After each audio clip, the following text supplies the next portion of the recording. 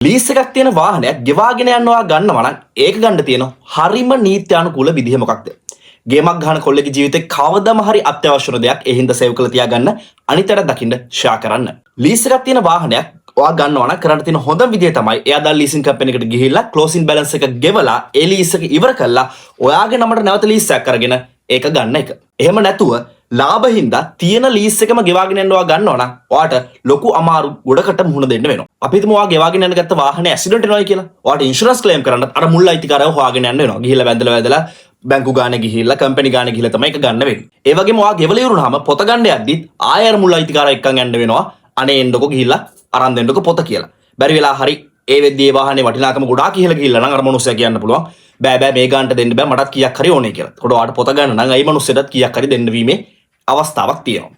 ඒ වගේම ඔයායි ගත්ත මුල් අයිතිකාරයා බැරි වෙලා හරි ඔයා ලීස් එක ගෙවන අතරතුර මේ ගියොත් ඔයාට ආයෙ ලොකු කට්ටක් ගන්න වෙනවා. මේකේ පොත හරියට ගන්න සමහරවිට එයාගේ ළමයිව හම්බෙලා අය කට්ටියකිනුත් අවසර අරගෙන තමයි මේක ගන්න වෙන්නේ. මම මේ කතා කළේ ගත්ත එක්කනට වෙන දේවල්නේ.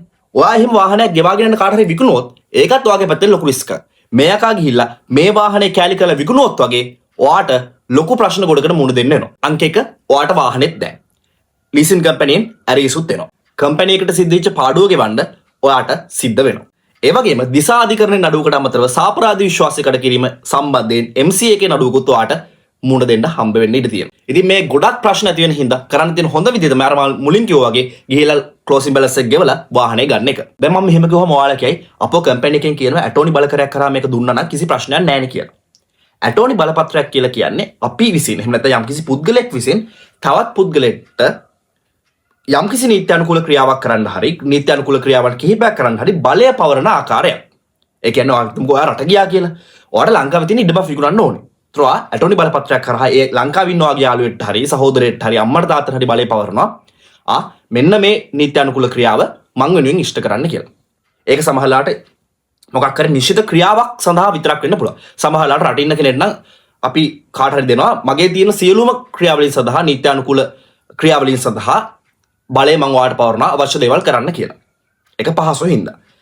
හැබැයි ඇටෝනි බලකරයක් එහෙම නැත්නම් ඇටෝනි බලපත්‍රයක් ඕනෑම වෙලාවක අහෝසි කිරීමේ හැකියාව ඇටෝනිය ගහපු පුද්ගලයාට තියෙනවා.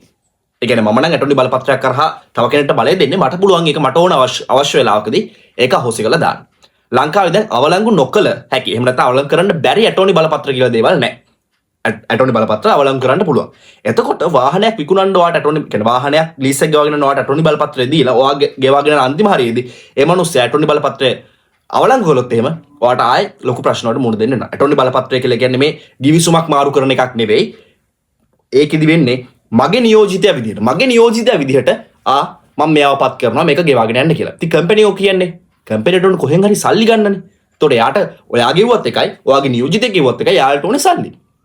ඔයාටද පොත හම්බෙන්නේ යාටද පොත හම්බෙන්නේ ඒක අදාළ නැහැ. කොහෙන් හරි වාහන නැතිනොත් නඩු දානවා මට හේතුව මමයි එයාත් එක්ක ගිවිසුමකට එකඟ වෙලා තියෙන්නේ. නියෝජිතයට නඩු දාන්නේ නැහැ. මට නඩු දානවා. එතකොට ඒකෙන් මට කෙලවෙනවා.